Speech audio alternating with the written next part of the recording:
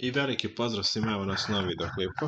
U ovom videoklipu malo ćemo sada raditi sa naslovima i sa paragrafima. Ako ste progledali prvi tutorial, nadam se da do ovog dijela možete da dođete, da razumete osnovnu strukturu HTML dokumenta. Znači, ne morate sad nešto pretjerano puno da filozofirate oko ovoga. Ovdje idu te meta podaci, još nije toliko bitno, ne treba mi sada naslov strane, ali ovdje između body ide ono što će biti vidljivo na našem web sajtu. I da imate index HTML ekstenziju.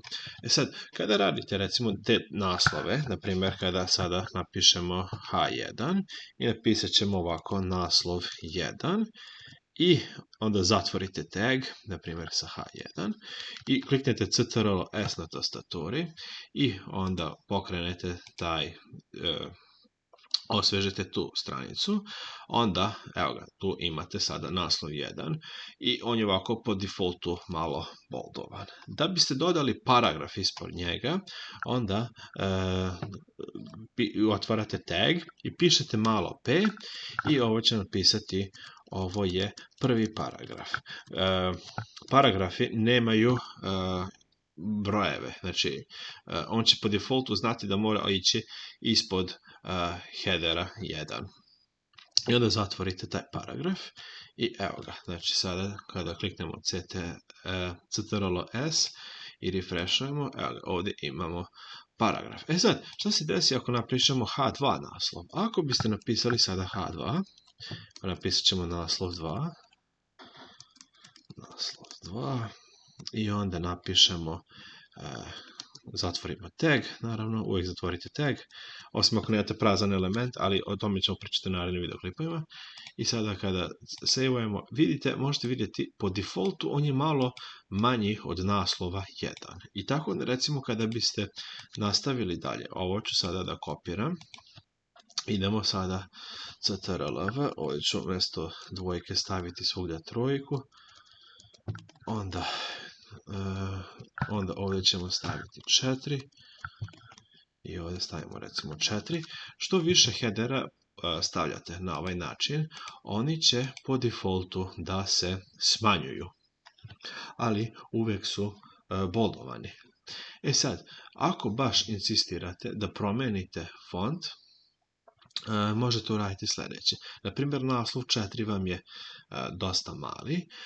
Sad, ovo je iz CSS-a, ali mi ćemo za potrebe ovog videoklipa to malo da modifikujemo. Sad, znači, tu posle H4 prvo stavite jedan razmak, napišite style jednako, pa onda otvoreni navodnici.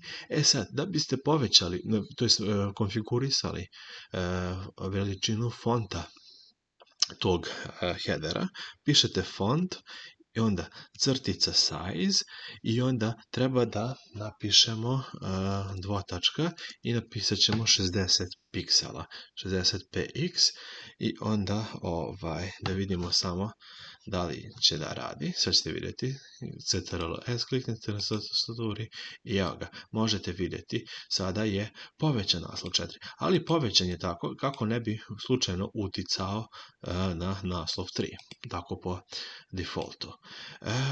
Ali da li se paragraf smanjuje, znači ajde sad dodat ćemo još jedan paragraf, recimo, znači ovo je paragraf ispod naslova 4, na primjer, dodamo i onda zatvorimo taj tag, Ctrl+S i onda vidjet ćete faktički isti je kao i ovaj prvi paragraf.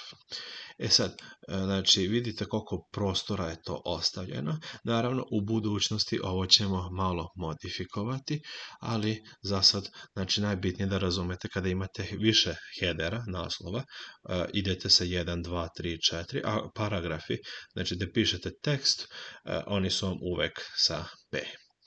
Dobro, ovo je dosta za ovaj videoklip, pa onda vidimo se u sljedećem.